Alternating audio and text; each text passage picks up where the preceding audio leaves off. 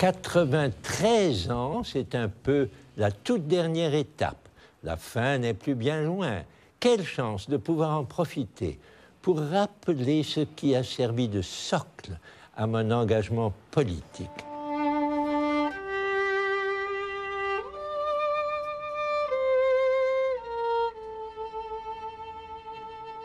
Les années de résistance et le programme. Le programme élaboré il y a 66 ans par le Conseil national de la résistance. C'est à Jean Moulin que nous devons, dans le cadre de ce conseil, la réunion de toutes les composantes de la France occupée, les mouvements, les partis, les syndicats, pour proclamer leur adhésion à la France combattante et au seul chef qu'elle se reconnaissait. De Londres, où j'avais rejoint le général de Gaulle, en mars 1941, j'apprenais que ce conseil avait mis au point un programme. L'avait adopté le 15 mars 1944, proposé pour la France libérée un ensemble de principes et de valeurs sur lesquels reposait la démocratie moderne de notre pays. Un ensemble de principes et de valeurs sur lesquels reposerait la démocratie moderne de notre pays. De ces principes et de ces valeurs, nous avons aujourd'hui plus que jamais besoin. Il nous appartient de veiller tous ensemble à ce que notre société reste une société dont nous soyons fiers. De ces principes et de ces valeurs, nous avons aujourd'hui plus que jamais besoin.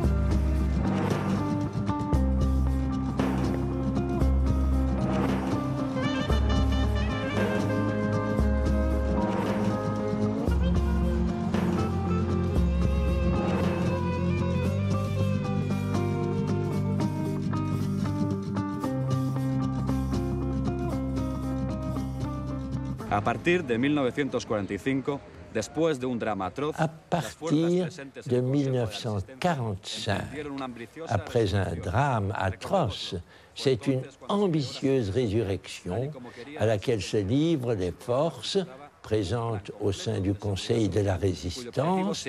Rappelons-le, c'est alors qu'est créée la sécurité sociale, comme la Résistance le souhaitait, comme son programme le stipulait. Un plan complet de sécurité sociale visant à assurer à tous les citoyens des moyens d'existence dans tous les cas où ils sont incapables de se les procurer par le travail. L'instauration d'une véritable démocratie économique et sociale impliquant l'éviction des grandes féodalités économiques et financières de la direction de l'économie.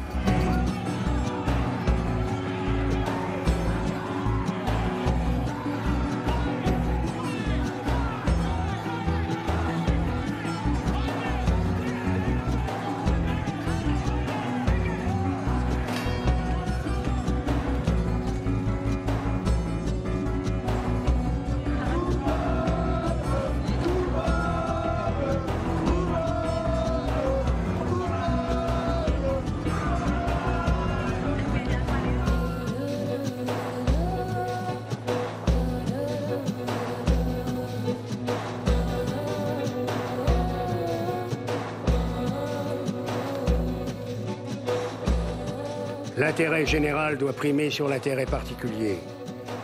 Le juste partage des richesses créées par le monde du travail primer sur le pouvoir de l'argent.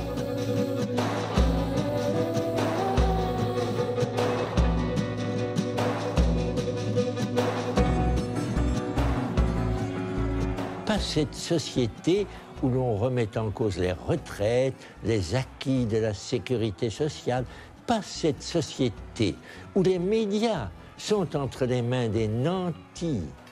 Toute chose que nous aurions refusé de cautionner si nous avions été les véritables héritiers du Conseil national de la Résistance.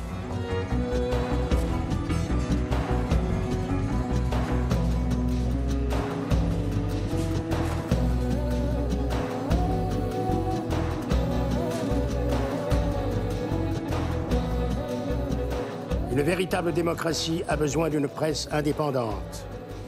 La Résistance le sait, l'exige. En défendant la liberté de la presse, son honneur et son indépendance à l'égard de l'État, des puissances d'argent et des influences étrangères. C'est ce que relaient encore les ordonnances sur la presse dès 1944. Or, c'est bien ce qui est aujourd'hui en danger. La Résistance en appelait à la possibilité effective pour tous les enfants français de bénéficier de l'instruction la plus développée sans discrimination. Or, les réformes proposées en 2008 vont à l'encontre de ce projet. De jeunes enseignants, dont je soutiens l'action, ont été jusqu'à refuser de les appliquer. Et ils ont vu leur salaire amputé en guise de punition. Ils se sont indignés, ont désobéi, ont jugé ces réformes trop éloignées de l'idéal de l'école républicaine, trop au service d'une société de l'argent et ne développant plus assez l'esprit créatif et critique. C'est tout le socle des conquêtes sociales de la Résistance qui est aujourd'hui remise en cause.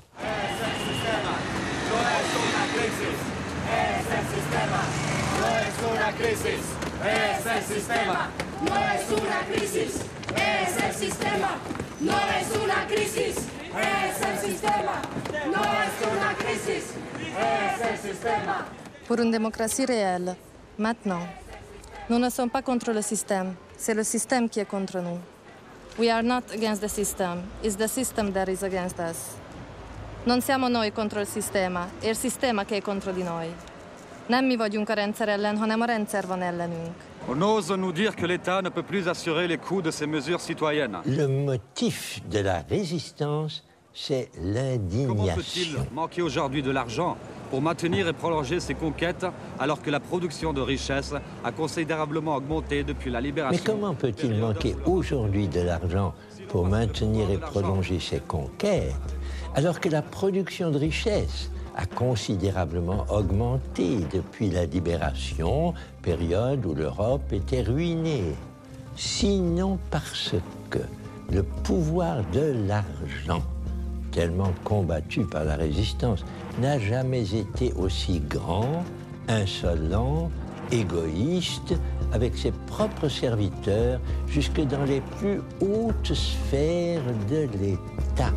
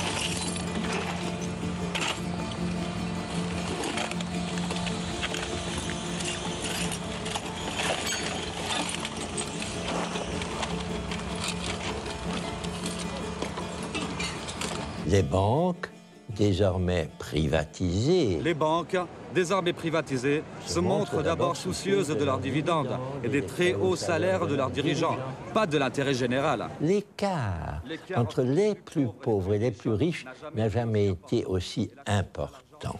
Et la course à l'argent, à la compétition, autant encouragée.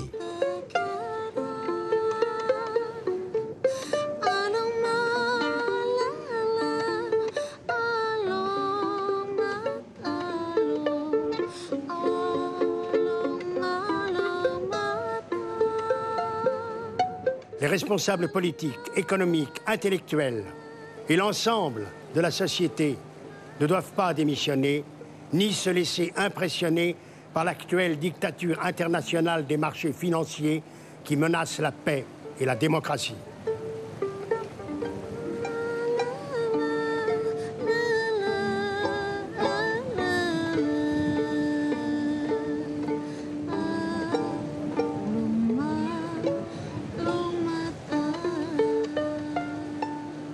Le motif de base de la résistance était l'indignation. Nous, vétérans des mouvements de résistance et des forces combattantes de la France libre, nous appelons les jeunes générations à faire vivre, transmettre l'héritage de la résistance et ses idéaux. Nous leur disons, prenez le relais, indignez-vous.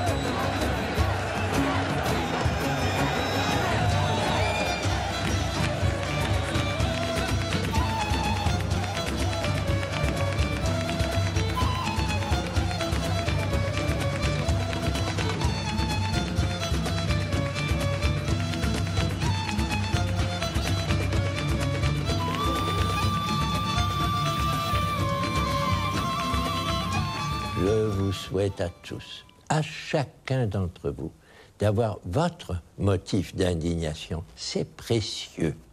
Quand quelque chose vous indigne, comme j'ai été indigné par le nazisme, alors on devient militant, fort et engagé.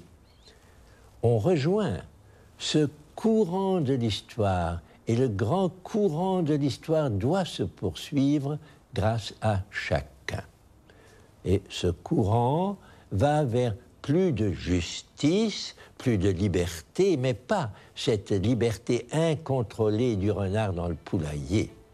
Ces droits, dont la Déclaration universelle a rédigé le programme en 1948, sont universels.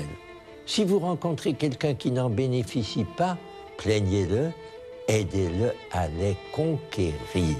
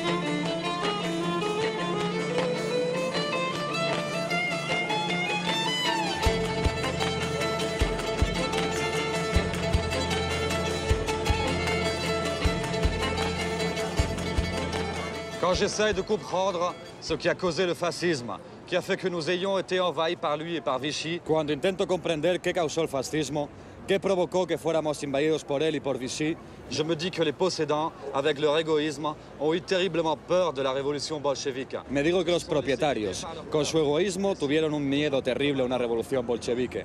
Ils se sont laissés guider par leur peur. Mais si, aujourd'hui comme alors, une minorité active se dresse, cela suffira. Nous aurons le levain pour que la pâte lève. Mais si, aujourd'hui comme alors, une minorité active se dresse, cela suffira. Nous aurons le levain pour que la pâte lève.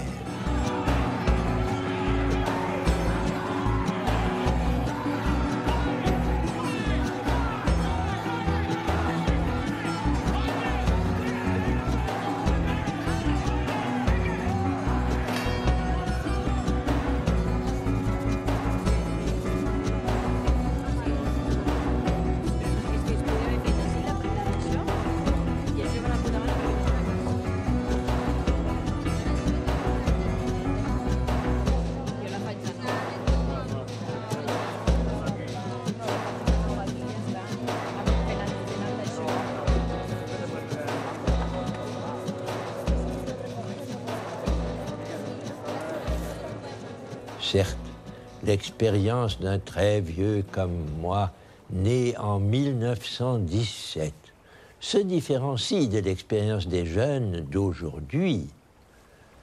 Je demande souvent à des professeurs de collège la possibilité d'intervenir auprès de leurs élèves. Et je leur dis, vous n'avez pas les mêmes raisons évidentes de vous engager. Pour nous, résister, c'était ne pas accepter l'occupation allemande, la défaite. C'était relativement simple. Simple comme ce qui a suivi la décolonisation, puis la guerre d'Algérie. Il fallait que l'Algérie devienne indépendante. C'était évident.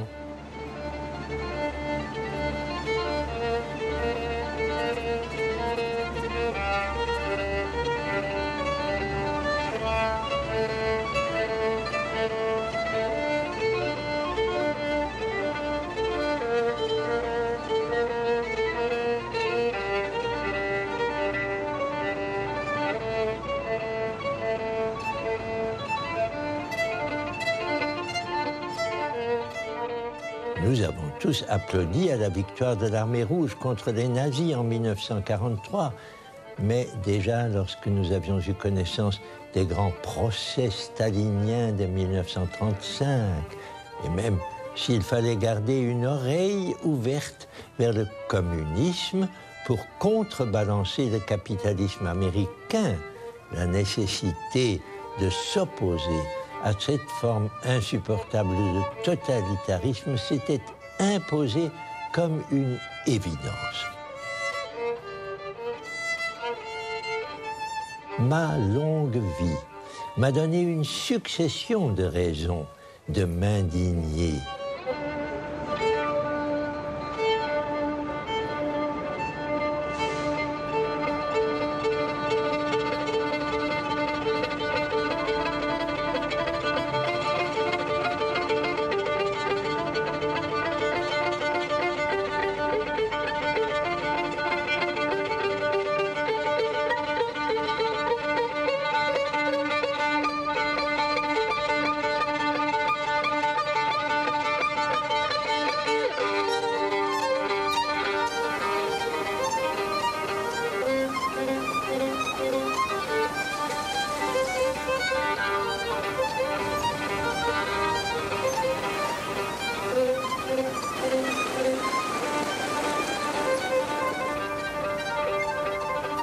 Le jeune normalien que j'étais a été très marqué par Sartre, un aîné, condisciple. La nausée, le mur, plus que l'être et le néant, ont été pour moi très importants dans la formation de ma pensée. Sartre nous a appris à nous dire « vous êtes responsable en tant qu'individu ». C'était un message libertaire, la responsabilité de l'homme qui ne peut s'en remettre ni à un pouvoir ni à un Dieu. Au contraire, il faut s'engager au nom de sa responsabilité de personne humaine. L'histoire est faite de chocs successifs, c'est la prise en compte de défis, l'histoire des sociétés progresse et au bout, l'homme ayant atteint sa liberté complète, nous avons l'État démocratique dans sa forme idéale.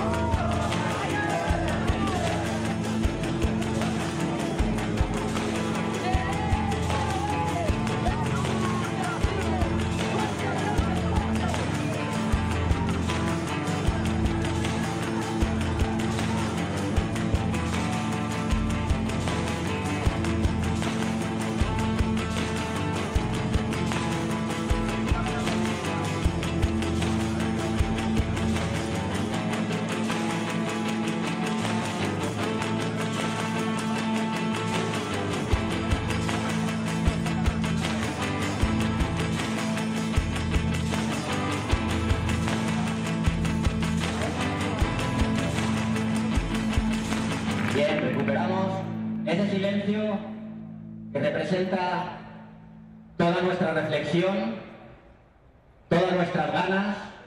Sabemos gritar, sabemos hablar, también sabemos escuchar.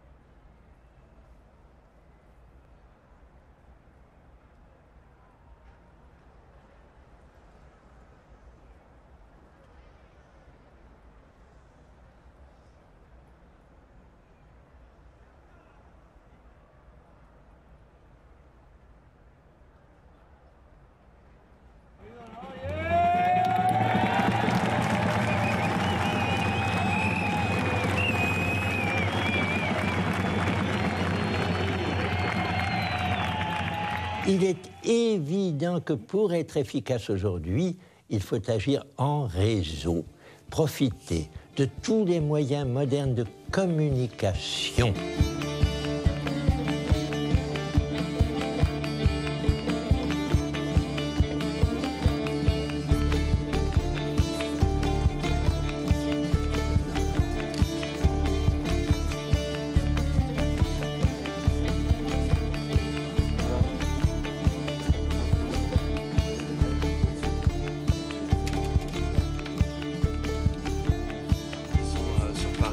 Région parisienne et même en France on va envoyer.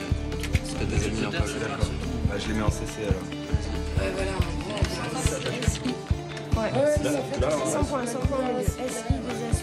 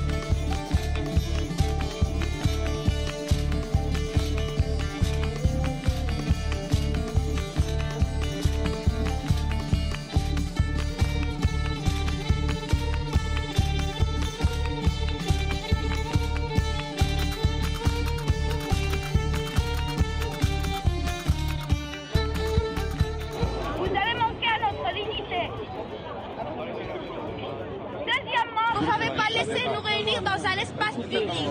Le droit de réunion est un droit aussi qui est dans la charte de l'Europe. Le droit d'expression libre aussi a été manqué. Et maintenant, on voulait parler librement dans la rue de nos expériences à Paris, même pas avec les Français, parce que vous ne nous laissez pas parler avec les Français. On n'est que d'Espagnols. On n'est que d'Espagnols et on ne peut même pas se réunir en groupe. Alors, emportez-nous.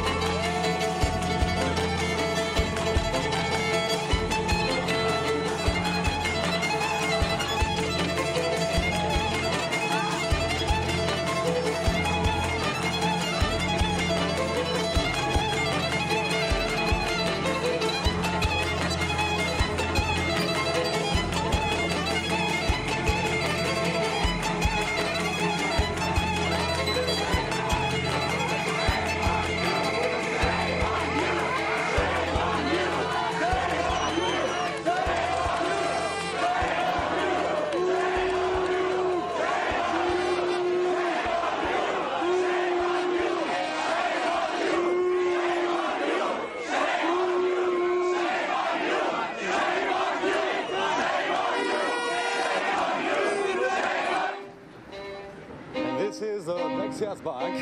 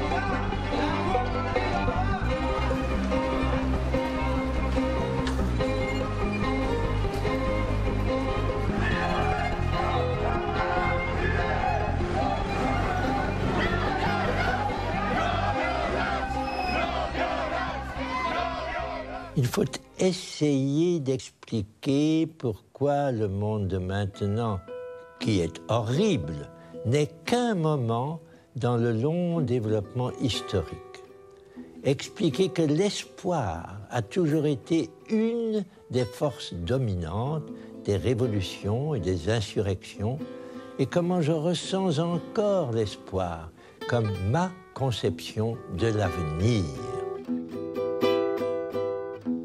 Il faut comprendre que la violence tourne le dos à l'espoir. Il faut lui préférer l'espérance, l'espérance de la non-violence. Il faut comprendre que la violence tourne le dos à l'espoir. Il faut lui préférer l'espérance, l'espérance de la non-violence. Une négociation pour faire disparaître l'oppression.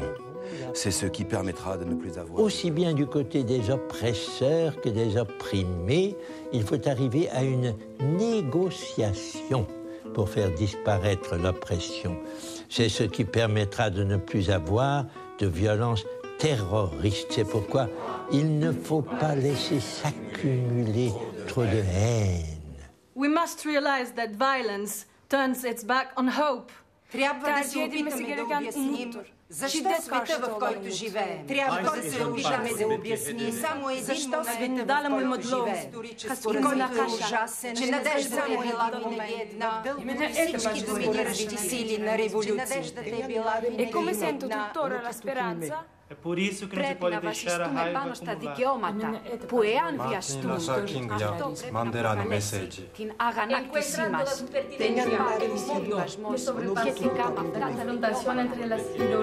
É por isso que il totalitarismo conquerante.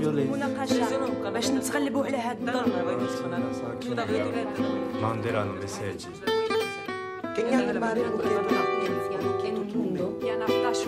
Por isso que não se pode deixar a raiva Manderar no message.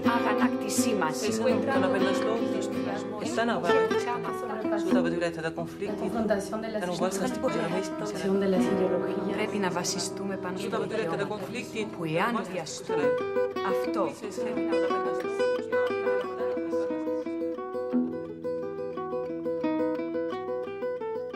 Le message d'un Mandela, d'un Gandhi, d'un Martin Luther King trouve toute sa pertinence dans un monde qui a dépassé la confrontation des idéologies et le totalitarisme conquérant.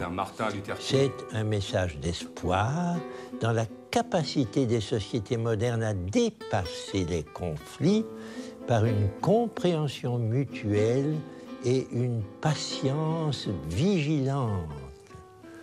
Pour y parvenir, il faut se fonder sur les droits, dont la violation, quel qu'en soit l'auteur, doit provoquer notre indignation. Il n'y a pas à transiger sur ces droits.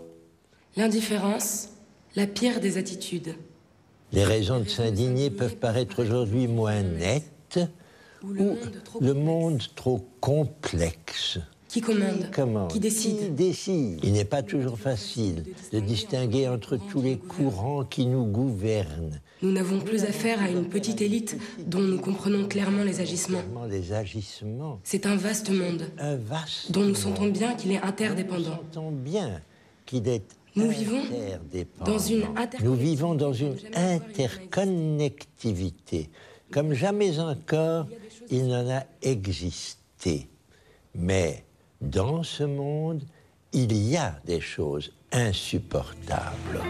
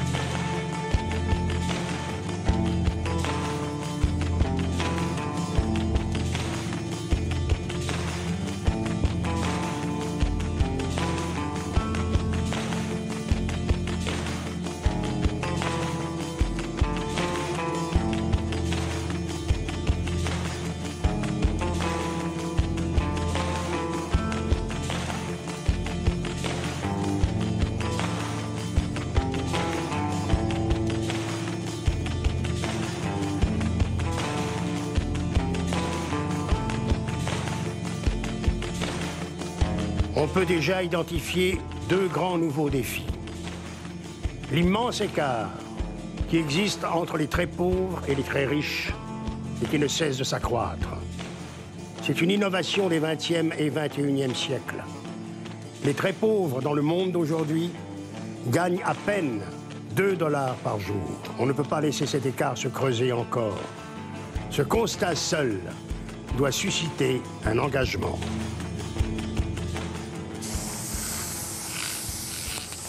J'ai eu la chance, après la Libération, d'être associé à la rédaction de la Déclaration universelle des droits de l'homme, adoptée par l'Organisation des Nations Unies le 10 décembre 1948 à Paris, au palais de Chaillot.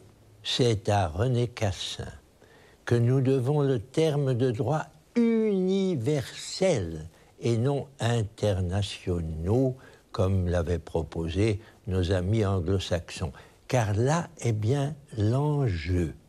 Au sortir de la Seconde Guerre mondiale, s'émanciper des menaces que le totalitarisme a fait peser sur l'humanité.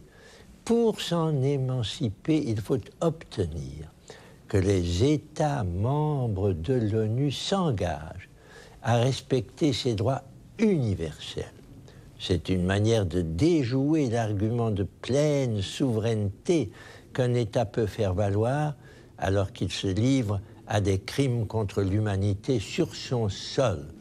Ce fut le cas d'Hitler, qui s'estimait maître chez lui et autorisé à provoquer un génocide. Cette déclaration universelle doit beaucoup à la révolution universelle envers le nazisme. Cette déclaration universelle doit beaucoup à la révulsion universelle envers le nazisme, le fascisme, le totalitarisme, et même, par notre présence, à l'esprit de la résistance.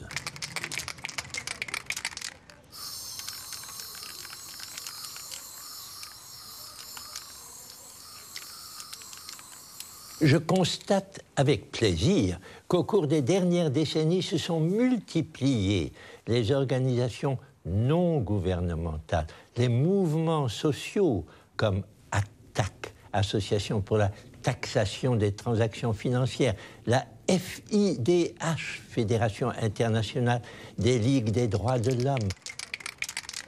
Vous avez parlé de l'hospitalité. L'hospitalité, c'est parce qu'il y a l'autre. L'autre, c'est ce qui m'est étranger, mais c'est ce qui ressemble aussi à moi. Et c'est parce qu'il ressemble à moi, il a la même dignité que moi. Et puisqu'il ressemble à moi, il est dans ma famille. Si sa dignité est bafouée, la mienne est bafouée. Le devoir de solidarité, en voilà son fondement. Quand Kant pensait et posait la question, quel est l'acte moral, quel est l'acte immoral, quel est l'acte amoral? Il posait la nécessité de l'universalité de l'action pour refuser la banalité du monde, du mal dans le monde, comme le dit Hannah Arendt. Mais le refus de l'indifférence, le refus du déni de justice, le refus de voir une femme violée, le refus de voir un enfant à qui on impose de prendre le kalachnikov pour tuer d'abord ses parents, tuer son entourage pour qu'il devienne un prédateur de la vie humaine. Le refus de voir un homme qui ne peut pas s'exprimer, dont on brise la main pour qu'il ne puisse plus prendre la plume, parce qu'il est journaliste et qu'il veut témoigner.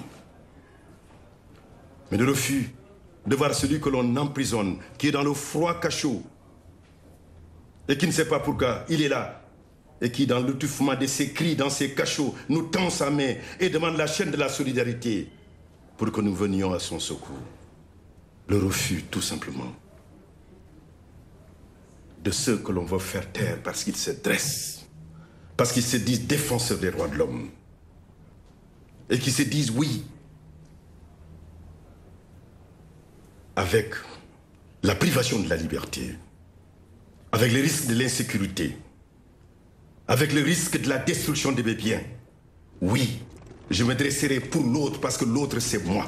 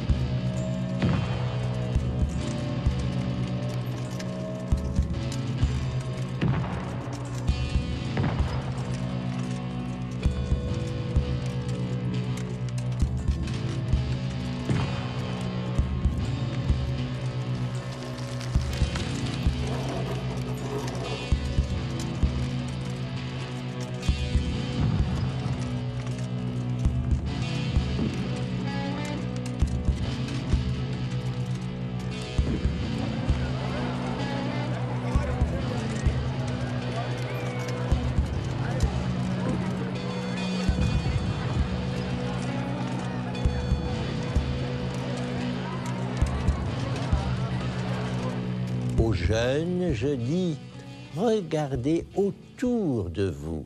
Vous y trouverez des thèmes qui justifient votre indignation. Le traitement fait aux immigrés, aux sans-papiers, aux Roms. Vous trouverez des situations concrètes qui vous amènent à donner cours à une action citoyenne forte.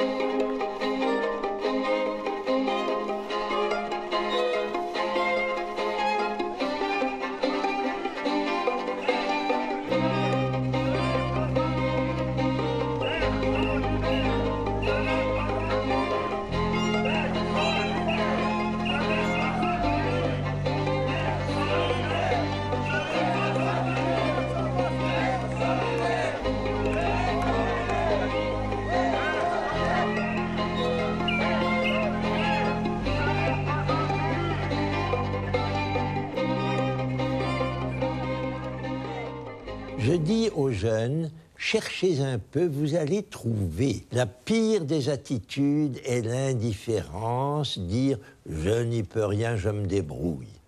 En vous comportant ainsi, vous perdez l'une des composantes essentielles qui fait l'humain, une des composantes indispensables, la faculté d'indignation et l'engagement qui en est la conséquence. 6 février 2011, 2 enfants périssent dans un incendie criminel dans un camp de Roms à Orly. 31 juillet 2011, incendie dans un camp de Roms à Paris, porte de la Chapelle. 10 mars 2011, un incendie criminel ravage un camp de Roms à Marseille. 29 octobre, camp de Roms détruit par le feu à Saint-Denis. 6 février, en Italie, à Rome, 4 enfants meurent dans un incendie criminel dans un camp de Roms. 5 août, incendie dans un camp de Roms à Bobigny. 16 avril, incendie mortel dans un camp de Roms à Orly. 24 octobre 2011, incendie dans un squat de Rome, 1 mort, au 163 rue des Pyrénées, à Paris.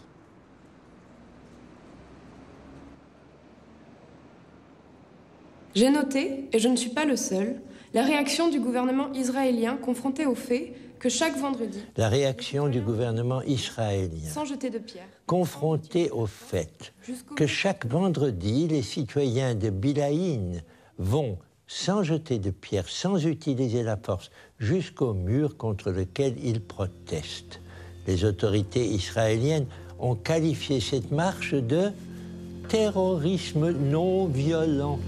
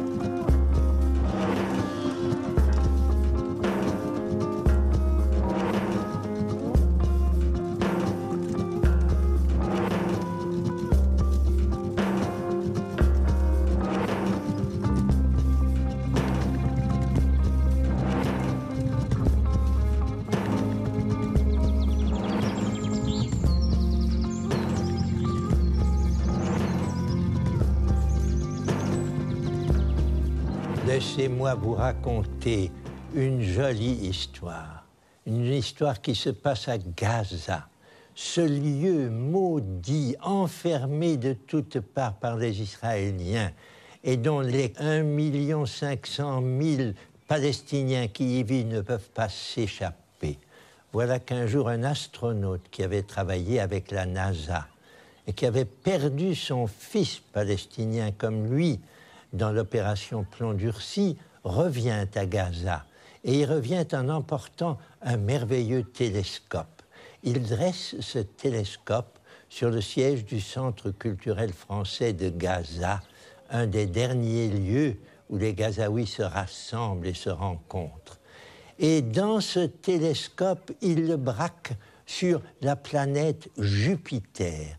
Et voilà qu'au bout du télescope, on voit ce rond de Jupiter, très grand, très visible, et les 4 lunes de Jupiter, les 4 satellites. Tous les petits Gazaouis arrivent et veulent mettre leur œil derrière cet objectif et regarder Jupiter, une manière pour eux de s'en aller vers le ciel au lieu de rester enfermés dans la bande de Gaza.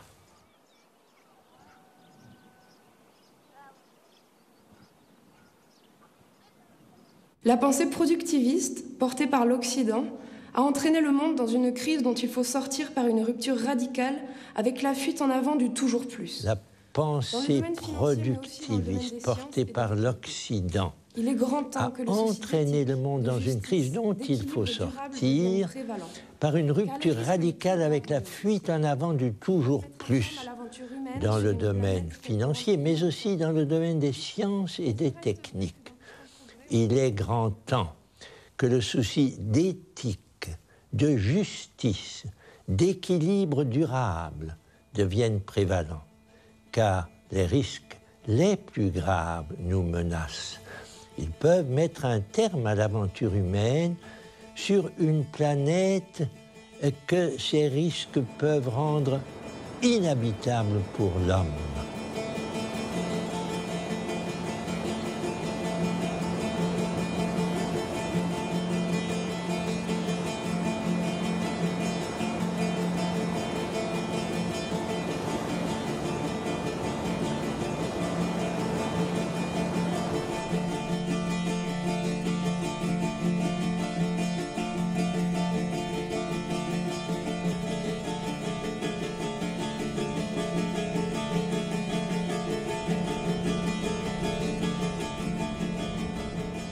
Mais il reste vrai que d'importants progrès ont été faits depuis 1948.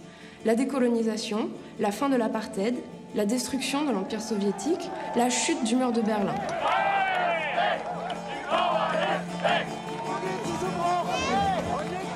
Nous avons eu en 2007 cette crise économique, mais nous n'en avons pas davantage initié une nouvelle politique de développement. De même, le sommet de Copenhague contre le réchauffement climatique n'a pas permis d'engager une véritable politique pour la préservation de la planète. Nous sommes à un seuil entre les horreurs de la première décennie et les possibilités des décennies suivantes. Mais il faut espérer, il faut toujours espérer. La décennie précédente, celle des années 1990, avait été source de grands progrès. Les Nations Unies ont su convoquer des conférences mondiales, comme celle de Rio sur l'environnement en 1992, celle de Pékin sur les femmes en 1995. En septembre 2000, à l'initiative du secrétaire général des Nations Unies, Kofi Annan, les 191 pays membres ont adopté la déclaration sur les 8 objectifs du millénaire pour le développement, par laquelle ils s'engagent notamment à réduire de moitié la pauvreté dans le monde d'ici 2015. Mon grand regret, c'est que ni Obama, sur lequel on comptait, ni l'Union européenne, encore insuffisamment forte, ne se soient manifestés avec ce qui devrait être leur apport pour une phase constructive s'appuyant sur les valeurs fondamentales. ¿Cómo concluir esta llamada a la indignación? Acordándonos una vez más de que, en ocasión de los 60 años del Consejo Nacional de la Resistencia... Comment conclure cet appel à s'indigner en rappelant encore que, à l'occasion du 60e anniversaire du programme du Conseil national de la résistance, nous disions, le 8 mars 2004, nous, vétérans des mouvements de résistance et des forces combattantes de la France libre entre 1940 et 1945, que, certes, le nazisme est vaincu grâce au sacrifice de nos frères et sœurs de la résistance et des Nations Unies contre la barbarie fasciste. Mais cette menace n'a pas totalement disparu et notre colère contre l'injustice est toujours intacte. Non, cette menace n'a pas totalement disparu. Aussi, appelons-nous toujours à une véritable insurrection pacifique contre les moyens de communication de masse qui ne proposent comme horizon pour notre jeunesse que la consommation de masse, le mépris des plus faibles et de la culture, l'amnésie générale et la compétition à outrance de tous contre tous. À ceux et à celles qui feront le XXIe siècle, nous disons avec notre affection, créer, c'est résister. Résister, c'est créer. Résister, c'est créer. Crear es resistir, resistir es crear. Gleich richten wir unser Augenmerk auf eine unorthodoxe Feministin und Philosophin, die die Geschlechterforschung vorantrieb, Judith Butler.